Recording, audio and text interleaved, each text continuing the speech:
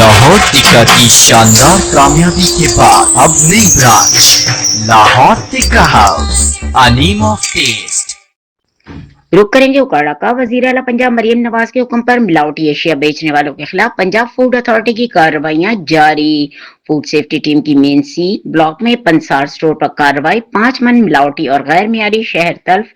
पंसार store मालिक के खिलाफ FIR दर्ज कर ली गई। वजीर आला पंजाब मरियम नवाज के हुक्म पर जालसाजी और मिलावट माफिया के खिलाफ फूड सेफ्टी टीमों की कार्रवाइयां जारी हैं।